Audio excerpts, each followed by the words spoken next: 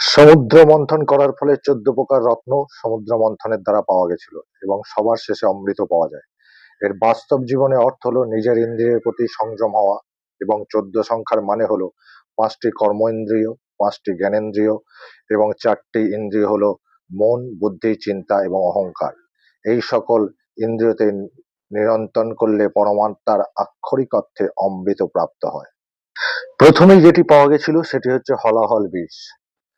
মনের মন্থন করার সময় খারাপ বিচার বাইরে বেরিয়ে আসে, যা এই কালকূট বিষ।